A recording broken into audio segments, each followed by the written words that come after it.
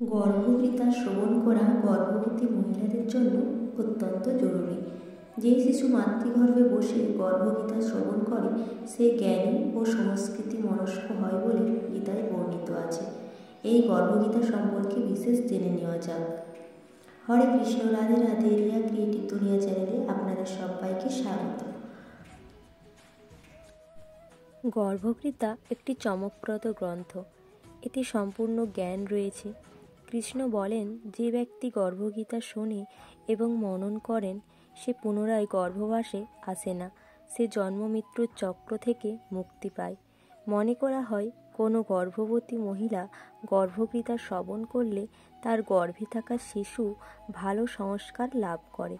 জন্মানোর পর সে আদর্শ জীবন কাটায়। গর্ভগীতায় কৃষ্ণ ও অর্জুনের কথোপকথনের মাধ্যমে কি জানা যায় তা জেনে নেওয়া যাক।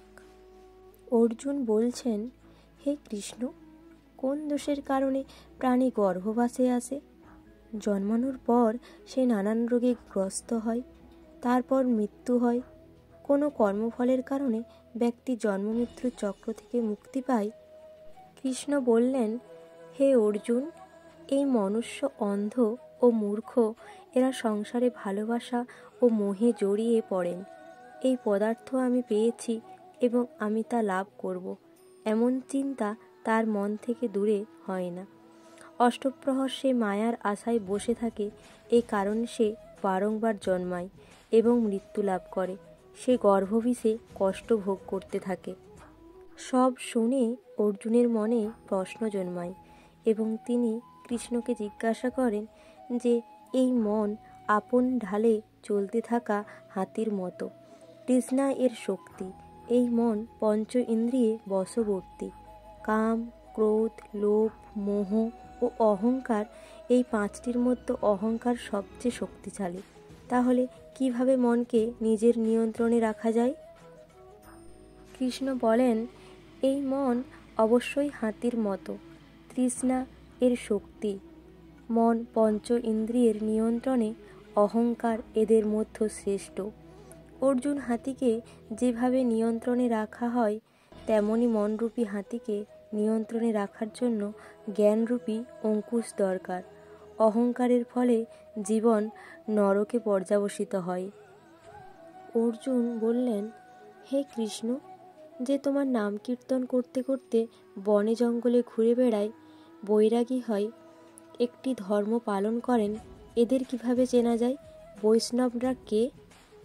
কৃষ্ণ বললেন, হে অর্জুন, একদল শুধু আমার জন্যই বনে জঙ্গলে ঘুরে বেড়ায়, তারা সন্ন্যাসী। একদল মাথায় জটা বাঁধে এবং শরীরে ভস্ম লাগায়। এদের মধ্যে আমার বাস নেই, কারণ এদের মধ্যে অহংকার রয়েছে। এদের জন্য আমার দর্শন দুর্লভ। অর্জুন বললেন, কোন পাপের জন্য স্ত্রীর মৃত্যু হয়ে যায়? কোন পাপের জন্য পুত্র মারা যায়? কোন পাপের কারণে নপুংসক হয় ব্যক্তি? কৃষ্ণ বললেন, যে কারো কাছ থেকে ঋণ নিয়ে তা শোধ করে না, তার স্ত্রীর মৃত্যু হয়। আবার যে কারো আমানতের জিনিস আত্মসাৎ করে নেয়, তার পুত্রের মৃত্যু হয়। যে কাউকে প্রতিশ্রুতি দিয়েও সময়ের মধ্যে সেই ব্যক্তির কাজ করে দেয় না, সে নপুংসক হয়। এগুলি অনেক বড় বড় পাপ। অর্জুন বলেন, কোন পাপের জন্য মনুষ্য সর্বদা রোগী থেকে যায়? কোন পাপের কারণে গাধা হয়ে জন্মায়? স্ত্রী ও টাট্টুর জন্ম কেন হয়? কোন পাপের কারণে বেড়ালের জন্ম হয়?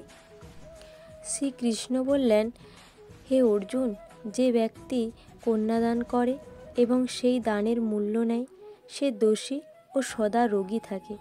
যে বিষয় বিকারের কারণে মদ্যপান করে সে টাট্টু ঘোড়া হয়ে জন্মায়। যে মিথ্যা সাক্ষী প্রদান করে সে স্ত্রী হয়ে জন্মায়। আবার যে স্ত্রী রান্না করে প্রথমে ভোজন করে নেয় এবং পরে পরমেশ্বরকে অর্ঘ্যদান করে সে বেড়াল হয়ে জন্মায়।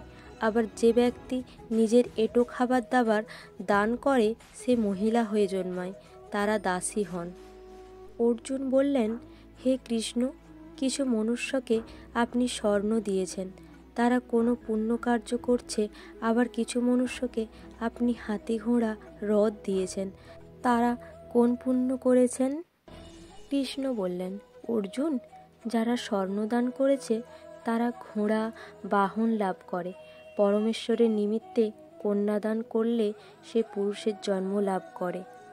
এরপর অর্জুন জিজ্ঞাসা করেন, যে পুরুষের বিচিত্র দেহ থাকে তারা কোন পুণ্য করে? কারো কারো বাড়িতে সম্পত্তি আছে, কেউ আবার বিদ্বান, তারা কোন পুণ্য করেছেন?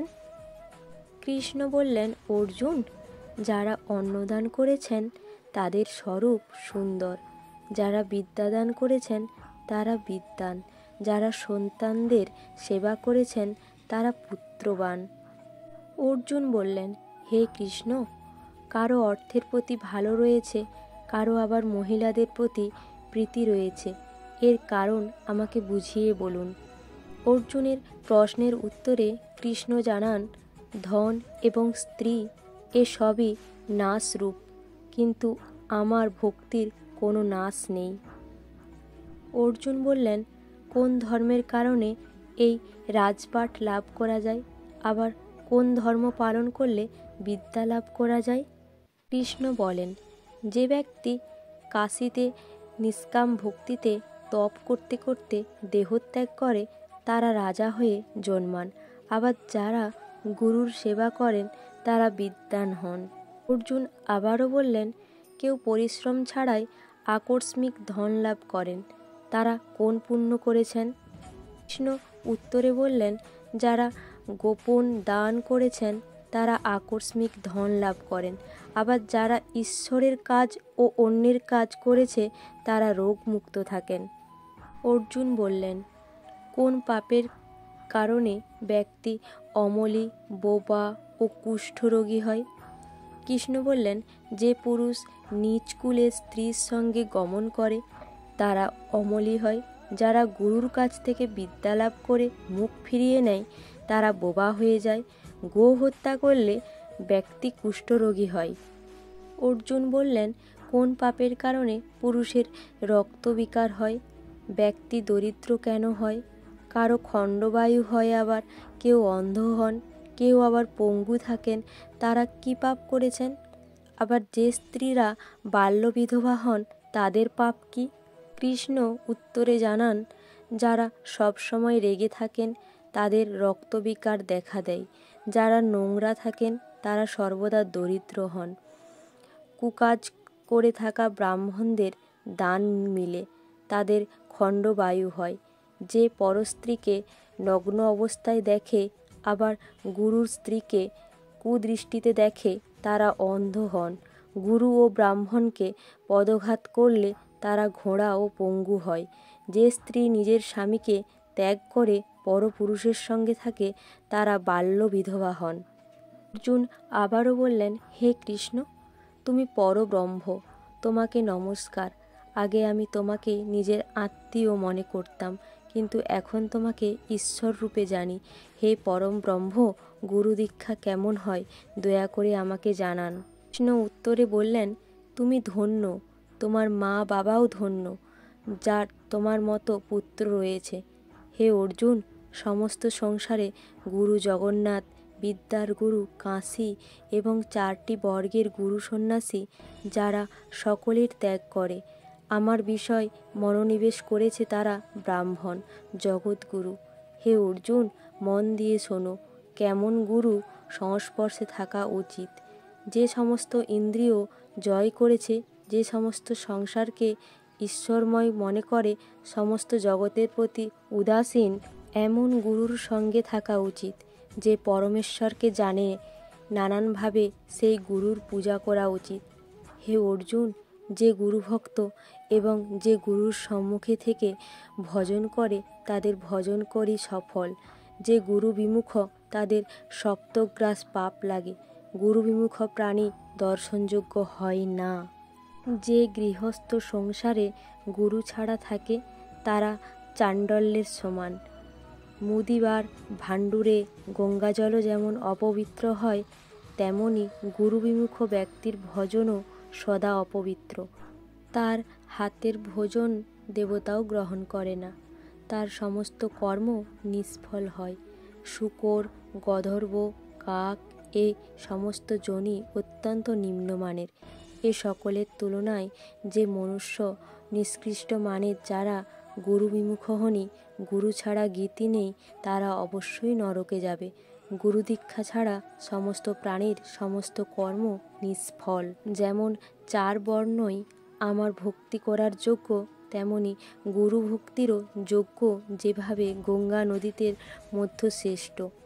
সমস্ত ব্রতর মধ্যে একাদশীর ব্রত শ্রেষ্ঠ, সেভাবেই শুভ কর্মের মধ্যে গুরুর সেবা উত্তম। গুরু দীক্ষা ছাড়া প্রাণী পশু যোনি লাভ করে, 84টি যোনিতে ভ্রমণ করতে পারে।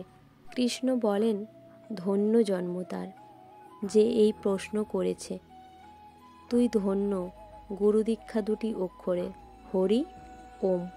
এই অক্ষর গুরু বলে। এই 4টি বর্ণকে আপন করে নেওয়া শ্রেষ্ঠ। হে অর্জুন, যে গুরুর সেবা করে সে আমার আশীর্বাদ লাভ করে। সে 84টি যোনি থেকে মুক্তি পায়, জন্ম মৃত্যু থেকে মুক্ত হয় ও নরকে ভোগ করে না। যে ব্যক্তি গুরুর সেবা করে না সে 3.5 কোটি বছর পর্যন্ত নরক ভোগ করে। গুরুর সেবা করলে একাধিক অশ্বমেধ যজ্ঞের সমান ফল লাভ করে ব্যক্তি। গুরু সেবাই আমার সেবা। হে অর্জুন, আমার ও তোমার কথোপকথন যে প্রাণী শুনবে বা পড়বে তারা গর্ভদুঃখ এবং 84টি যোনি থেকে মুক্ত পাবেন। এই ছিল শ্রীকৃষ্ণ ও অর্জুনের গর্ভগীতার মাহাত্ম্যময় কিছু গুরুত্বপূর্ণ কথা। হরে কৃষ্ণ, রাধে রাধে।